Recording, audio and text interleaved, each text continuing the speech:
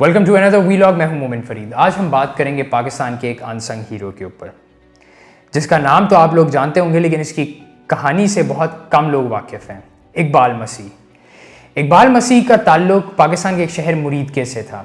और ये एक गरीब क्रिश्चियन घराने के अंदर पैदा हुआ। और पाकिस्तान के अंदर जो भी इस तरह के घराने हैं जो पॉवर्टी लाइन से नीचे हैं, उधर स्कूलिंग या एजुकेशन का जो है वो कॉन्सेप्ट इस तरीके से नहीं है कि वो बच्चों को जो है वो एजुकेशन अच्छी तालीम के लिए जो है वो बाहर भेजें किसी स्कूल के अंदर। तो वो ये करते हैं, क्या करते हैं, वो अपने बच्चे को देखते हैं कि जैसे जैसे वो बच्चा बड़ा होता है तो वो उनको बाहर नौकरियों के ऊपर लगवाते हैं ताकि घर की जो है वो रोज़गार बेहतर हो और बढ़े।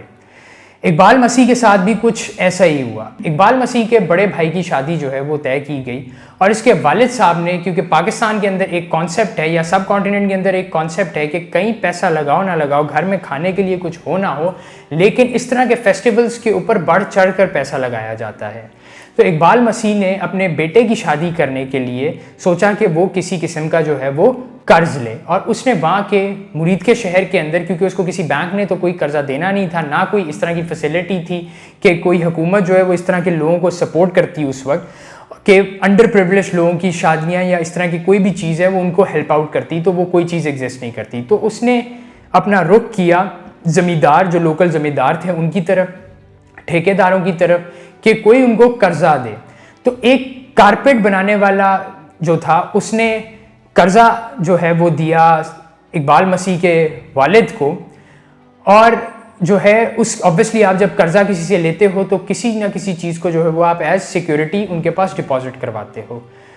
तो इकबाल मसीह के वालिद ने 600 रुपये के लिए इकबाल मसीह को जो है वो उस कारपेट बनाने वाले के हवाले कर दिया कि जब तक वो अपने कर्जे की अदायगी नहीं करेगा तब तक उसका बेटा जो है वो कारपेट बनाने वाली फैक्ट्री के अंदर जो है वो काम करता रहेगा। और इस तरह के कॉन्सेप्ट को पाकिस्तान के अंदर या जो हमारे अंडर डेवलप्ड एरियाज़ हैं उधर इस तरह के कॉन्सेप्ट को पेशगी का नाम दिया जाता है, जो शॉर्ट बॉन्डेड लेबर है। और ये कर्जा जो है वो बढ़ता जाता है, ये कम नहीं होता, क्योंकि इसके ऊपर जो है वो सूद भी लगना शुरू हो जाता है। तो सिर्फ 600 रुपये के लिए जो है वो इकबाल को उस कारपेट बनाने वाले के हवाले कर दिया गया, और इकबाल की उम्र उस वक्त सिर्फ 4 साल थी। और इस तरह के लोग, ये जो कारपेट बनाने वाले हो गए या कॉटन इंडस्ट्री से जिनका ताल्लुक होता है, जो इस तरह के छोटे अंडर डेवलप्ड एरियाज़ के अंदर बैठे हुए हैं, वो इस तरह के लोगों को या इन बच्चों को जो है वो उस ज़माने में इस वजह से लेते थे क्योंकि जो ये छोटे बच्चों के हाथ छोटे होते हैं तो वो जो गिरे हैं वो पर स्क्वायर इंच से ज़्यादा बांध सकते थे एज कंपेयर टू किसी बड़े से। तो इस वजह से वो चाहते थे कि छोटे बच्चों को जो है वो लेके आएँ और उनसे काम करवाएं। और इसके साथ साथ जो है वो बच्चों को इस वजह से भी लेते थे कि ताकि उनकी जहन को वो अपने तौर पे एडजस्ट कर सकें, ताकि बच्चे बड़े होकर ना उनसे सवाल जवाब कर सकें, क्योंकि उन्होंने तो बॉन्डेड लेबर के तौर पे, पेशगी के तौर पे उन बच्चों को तो वो ले आए होते हैं, उनके वालिदैन को तो उन्होंने पैसा दे दिया होता है, और वो कर्जे की अदायगी तो उस तरीके से पूरी नहीं हो सकती। तो वो क्योंकि सूद और बाकी चीज़ें वो उसके ऊपर लगाते जाते हैं, तो इस वजह से वो छोटे बच्चों को पकड़ के लाते हैं कि ताकि उनका जहन वो मऊफ कर दें और वो उनसे काम लें। और इकबाल की आमदनी या इकबाल को वो एक दिन का, जो वो कारपेट बनाने वाला था या कारपेट फैक्ट्री ओनर जो था, वो एक दिन का 1 रुपया सिर्फ देता था। और उसके साथ जो है वो खाना पीना भी जो है वो उस तरीके से फुल न्यूट्रिशन के साथ नहीं दिया जाता था, ताकि उसके पीछे भी वजह थी कि इनका साइज़ जो है, बच्चों की हाइट जो है वो छोटी रहे और बच्चे जो हैं वो ज़्यादा जल्दी बड़े ना हो, ताकि ज़्यादा से ज़्यादा प्रोडक्टिविटी वो एक बच्चे से ले सकें। तो उस तरह का न्यूट्रिशन जो है वो उन बच्चों को फराहम किया जाता था। और जो ये पूरी फैक्ट्री होती है, ऑब्वियसली इसके अंदर वूल जो है वो होती है और फाइबर्स होते हैं, और ये एक बंद फैक्ट्री के अंदर इन बच्चों को जो है वो छोड़ा जाता है। और जब आप सांस लेते हो तो ये फाइबर्स जो हैं वो आपके अंदर जाते हैं, जिससे बच्चों को जो है वो ट्यूबरकुलोसिस भी हो सकता है। तो इकबाल को जो है वो 1 रुपया दिया जाता था एक दिन का, और सुबह 4 बजे से लेके शाम 7 बजे तक इससे जो है वो काम करवाया जाता था। और इकबाल के साथ 20 ऐसे और भी बच्चे थे जो उस फैक्ट्री के अंदर काम कर रहे थे। और इकबाल की जो अगर देखा जाए कि जो इकबाल के हम उम्र थे, उनसे इकबाल की 12 इंच हाइट छोटी थी। इकबाल सिर्फ 4 फीट का था, क्योंकि उनको उस तरीके का न्यूट्रिशन, जिस तरह मैंने पहले भी कहा है, कि नहीं दिया जाता था कि वो बहुत जल्दी बड़े ना हो जाएं, कि उनके हाथ उसी तरह छोटे रहें ताकि वो गिरें जल्द, उतने ज़्यादा से ज़्यादा बांध सकें पर स्क्वायर इंच, ताकि उनकी प्रोडक्टिविटी जो है वो कारपेट मैन्युफैक्चरिंग ओनर्स की जो है वो बढ़ती जाए। तो एक दिन इकबाल जो है वो भाग गया अपनी इस फैक्ट्री से। वो तंग था, उसने कारपेट फाड़ा और वो फैक्ट्री छोड़ के भाग गया। और भाग के उसने पुलिस के अंदर रिपोर्ट की कि इस तरीके से हम बच्चों से जो है वो काम लिया जा रहा है। लेकिन पुलिस ने क्या किया, जो मुहाफ़िज़ होती है कि अगर कोई एक छोटा बच्चा आए आपके पास और वो इस तरह की आपको शिकायत करे, तो मुहाफ़िज़ों का काम होता है उसको प्रोटेक्ट करना। पुलिस ने क्या किया, पुलिस ने इकबाल को वापस उस फैक्ट्री उस मालिक के पास लेके आए और उसके हवाले कर दिया। फिर इकबाल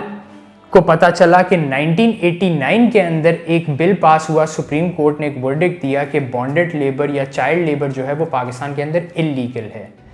इकबाल को जब ये चीज़ पता चली, इकबाल दोबारा जो है वो उस मिल से, उस फैक्ट्री से भाग निकला। और भागते साथ ही उस वक्त एक फेडरेशन चल रही थी, bonded labour liberation front, BLLF, जिसके चेयरमैन थे एहसानुल्लाह खान। उस फेडरेशन को जो है वो इकबाल ने ज्वाइन कर लिया और एहसानुल्लाह खान ने इकबाल की मदद की कि उसको उसकी आज़ादी भी लेके दी, और इकबाल ने अपने साथ जो उधर 20 बच्चे और काम कर रहे थे उनको भी आज़ादी लेके दी। ये फैक्ट्री मालिक से जो है, जो बॉन्डेड लेबर के तौर पे बच्चों को पेशगी के तौर पे जो काम करवाई जा रहा था, उनसे जो है वो आज़ादी ली। बकौल इकबाल के बहुत से इंटरव्यूज़ के अंदर इकबाल ने ये कहा कि उनको जो है वो ना तो खाने पीने की अशिया प्रॉपर जो है वो प्रोवाइड की जाती थी, उसके बाद उनको छोटे बच्चों को मारा जाता था, और जो ये लूमें होती थी या वेविंग मशीन्स होती थी, इनके साथ जो है वो इनको चेनों के साथ बांध दिया जाता था कि ये भाग ना सके, और इनको मना होता था कि ये आपस में एक दूसरे से बच्चे जो हैं वो बात भी ना कर सकें। खैर, इकबाल जो है वो वहाँ से भाग निकला और अपने साथ जो है वो 20 बच्चों को भी आज़ाद करवा लिया। इकबाल की ये स्टोरी जो है वो इंटरनेशनल भी हो गई, बहुत से लोकल न्यूज़पेपर्स ने भी जो है वो इसको पब्लिश किया, क्योंकि इसके पीछे जो है वो बॉन्डेड लिबरेशन फ्रंट भी एग्जिस्ट करता था, BLLF की भी सपोर्ट थी, और इंटरनेशनल कम्युनिटी ने भी जो है वो इकबाल की स्टोरी को जो है वो इंटरनेशनल न्यूज़ के अंदर छापा। और इसके साथ साथ इकबाल को यूनाइटेड नेशंस की भी काफ़ी सपोर्ट हासिल थी। तो इकबाल ने जो है वो NGOs और जो NGOs के साथ काम करना शुरू कर दिया, और बहुत से अपने से बड़े बच्चों को जो है वो एजुकेट करना शुरू कर दिया कि चाइल्ड स्लेवरी है क्या, बॉन्डेड लेबर क्या है, चाइल्ड लेबर क्या है, ये अपने से बड़े बच्चों को उसने बताना शुरू कर दिया। और जैसे जैसे ये कैंपेन जो है वो इकबाल की कामयाब होती जा रही थी, और इकबाल डिफरेंट प्लेटफॉर्म्स के ऊपर जो है वो जाके इस बारे में बात कर रहा था कि पाकिस्तान के ऐसे जो अंडर डेवलप्ड एरियाज़ हैं उधर बच्चों से किस तरीके से काम लिया जाता है, तो देखते ही देखते पाकिस्तान के अंदर जो है वो इकबाल ने 3000 बच्चों को जो है वो इस तरह की चाइल्ड स्लेवरी से निकाल लिया, आज़ाद करवा लिया। 1989 के अंदर जो है वो सुप्रीम कोर्ट ने ये वर्डिक्ट दिया था कि ये बॉन्डेड लेबर और चाइल्ड लेबर जो है वो इलीगल है। लेकिन उसके बाद भी इकबाल की कैंपेनिंग के बाद ये मुहिम जो है वो ज़्यादा से ज़्यादा तेज़ होती गई, और 3000 बच्चों को जो है वो इकबाल ने आज़ाद करवाया। ये क्रेडिट इकबाल मसीह को जाता है। और इकबाल मसीह इतना पॉपुलर हो गया कि उसको जो है वो यूनाइटेड स्टेट्स और यूरोपियन कंट्रीज़ के अंदर जो है वो बुलाया गया कि वो आके बताए कि वो किस तरीके से उसने आज़ादी ली और उसकी डिटर्मिनेशन क्या थी, उसकी सोच क्या थी। और इस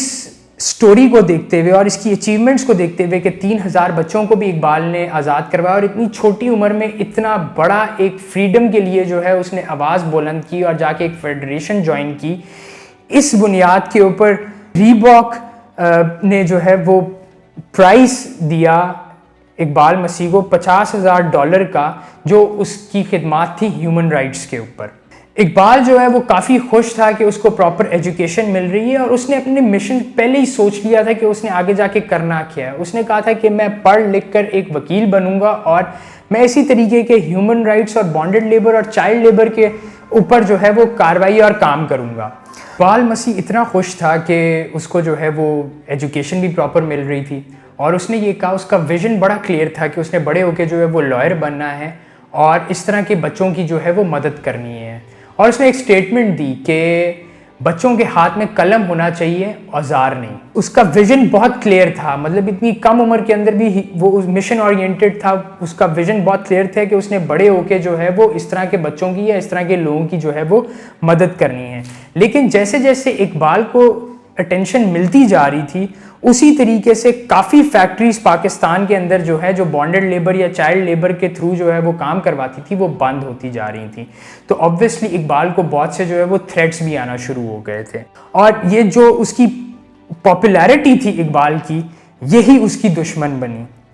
16 अप्रैल 1995 को इकबाल मसीह को जो है वो मुरीदके में मार दिया गया और जिसने मारा वो भी एक